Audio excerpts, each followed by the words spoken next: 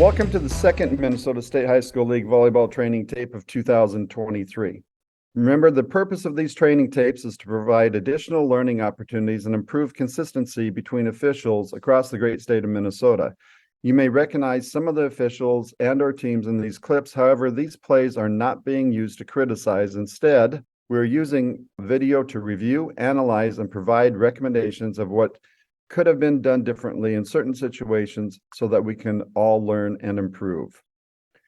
As we discussed in the advanced R2 module at the 2022 and 2023 training clinics, if the R2 doesn't take care of TNT, touch, net, toes, then situations can get out of hand. The net and center line are the R2's primary responsibility, and you must finish your job at the net versus following the path of the ball during net play.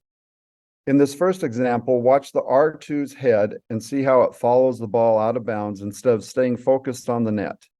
If the official had stayed with the net play from touch, net, toes, they would have seen that the attacked ball passed over the blocker's hands, so it would not have been possible for the ball to have caused the net to move, which is what the official signaled to the coach of the team in blue. Many times, the R1 has a better view of an attacker being in the net since they are staying with the ball.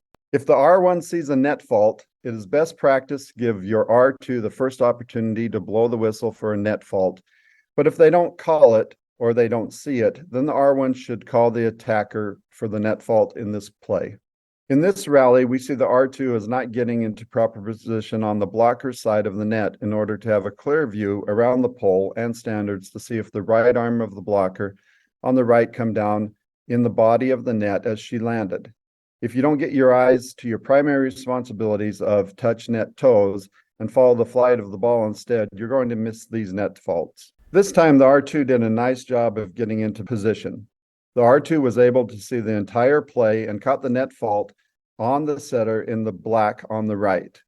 Watch as the R2 blows his whistle to stop play from the blocker's side of the net, then correctly transitions to the side of the fault to signal net violation, followed by the player's number.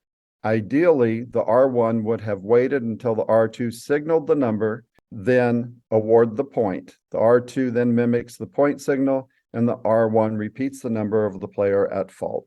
In this rally, the middle blocker on the left touches the net on the overpass. Watch how the R2 correctly transitions into the blocking side throughout the rally and is in position before the setter sets the ball on the attacking side. When the net fault occurs, it was on an overpass, but the R2 does not have time to get to the blocking side. He correctly stayed in place, which allowed him to see the blocking net fault. Had he tried to move to get to the blocking side, he would have been caught behind the post and would likely have missed the net violation.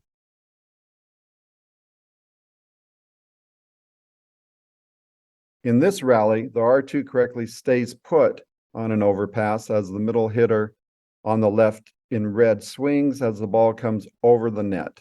As she swings, the ball hits the top of the net, causing the net to bounce. As we mentioned before, the R1 should give the R2 the first opportunity to blow the whistle for a net fault and should make eye contact with the R2 to gather information. In this play, the R2 felt that the ball caused the net contact and not the player. The R1, however, whistles a net fault. In the advanced R2 module, we talked about how important it is to give the play on head nod during play, letting your partner know that everything is good. This allows your partner to trust that you have the TNT in your primary under control. It's imperative that the R1 doesn't jump on net calls too quickly, but instead makes quick eye contact with their R2 and get their point of view since it's their primary. By rule, the R1 can make this call alone, but we encourage teamwork. In this rally, the R2 keeps his focus on the net play and sees through the net to identify the net violation on the attacker in white on the right. He blows a whistle when the fault occurs, then moves to the fault side of the net to signal net fault, then gives the player number to R1. When you are the R1, don't rush your signals. Slow down and take a breath. Wait for the R2 to give all of their information. Then, if you agree, give the point signal. This allows the R2 to mirror the point signal with you. Then the R1 finishes the signal sequence by repeating the player number. The R1 does not have to repeat the net fault signal.